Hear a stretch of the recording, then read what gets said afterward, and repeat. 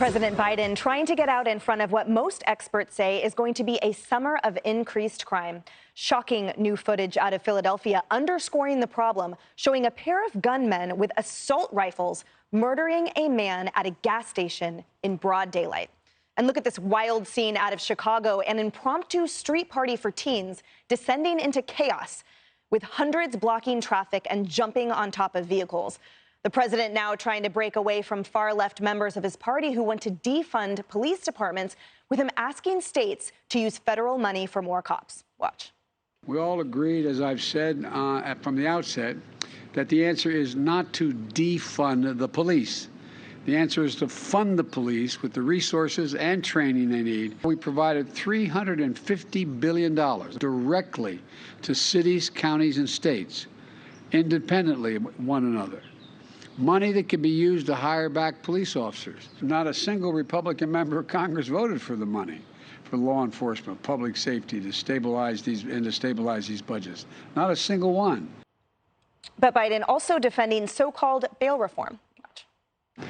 I think bail reform and the negative side of bail reform is vastly overrated. The idea that if you have no ability to make bail because you're poor, it should relate to the severity of the crime and what the problem is related that you're accused of. Judge, I think this president is vastly overrated. And when he talks about that, he said from the outset that he was for refunding the police and supporting them. That's another lie I'm sure Twitter has since amplified. From the outset, he's been nothing but tepid in his support for law enforcement, nothing but vocally supportive for cop killers and those left out on the streets to recidivist, derange, and engage in the continued crime and violence plaguing our cities, while mocking at the time, you recall, when then President Donald Trump called for federal funds to support local police departments. He mocked him. And now look what he's doing now. Too little, too late, President Biden. What a difference a midterm makes. The truth is, when he says the negative side of bail reform is overrated, I would dare him to speak to the mother of a child who has been killed as a result of someone being allowed out on bail.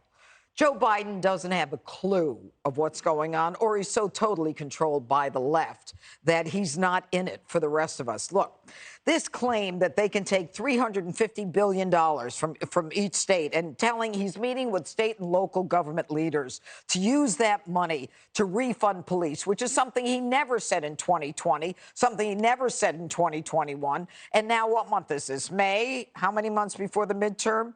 If you get a grant, I know.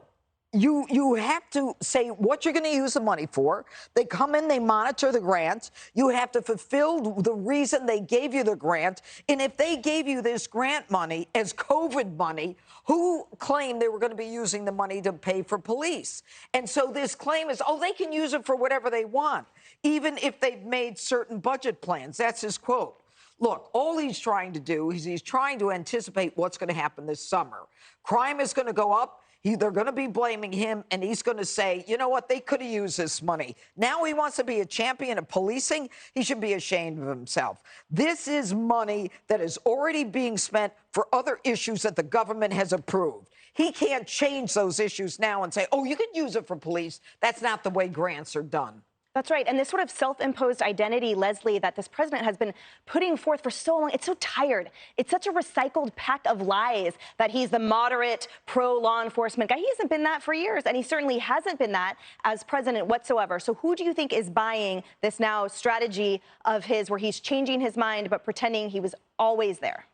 Actually, in 2020, 2021, 2022, the president has been very clear, as the majority of my party have, myself included, that defund the police comes from the left, far left progressive faction of our party and is not something we thought was a good idea. Barack Obama spoke about it. And Joe Biden, when he ran for president, talked about funding the police. Joe Biden has said numerous times, and every time he comes out, people will say, oh, now he wants to. He's always wanted to fund the police. And there are opportunities, whether it is the $139 million to police departments specifically from the DOJ, or whether it's that $358 million. Look, I know Joe Biden said it best, you know, they're going to blame me or they're going to blame Democrats because we're the ones in power right now. Absolutely. But on a state level, governors are responsible for crime in their states. Mayors are responsible for crime in their cities. That, you know, how many people would have known Lori Lightfoot's name if you didn't have the crime rate in Chicago, unless you lived in Chicago and she was your mayor, right? So, you know, look, the crime is not where it should be, certainly.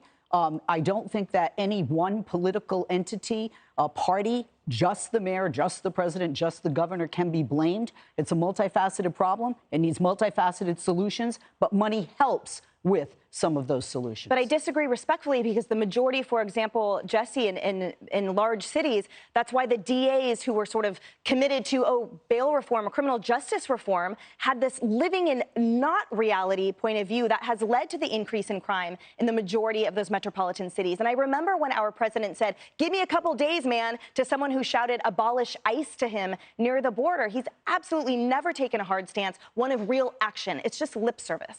He blew it on the bail reform answer. If he had come out strong against bail reform, that would have woken up these stupid DAs and these state legislatures. And now when he gives license to it, they have cover to keep running with it. Uncle Larry Krasner, you know, the DA in Philly, they call him Uncle Larry because those two guys with the long guns at the gas station, they'll probably get booked and walk out of there same day. And that's what's wrong with these cities. They're run by Democrats. That peels off to Biden. Biden's in the 30s on crime. He is in the 30s on crime. A little bit better than he is on immigration, but in the 30s on crime is terrible. And this is going to set back the Democratic Party, I think, for a decade on crime. You're never going to trust this party again with crime. Talking about all this money going out the door, Biden's sending more money to Ukraine to fight the Russians than he's sending the police here to fight crime. That's what people care about, crime and safety in this country. And the psychological effect in 2000, this defund crap, that caused so many police retirements. And you're seeing massive retirements at the same time you're seeing no one applying to be a police officer. And you can't have that kind of process go on at the same time of a crime wave. It's just going to get worse until it gets better. That's right. Well, first of all, if you go back and you watch that video, that is an organized, emboldened attack. It's not at night. They're not even concerned about the cameras because you have turned criminals into heroes.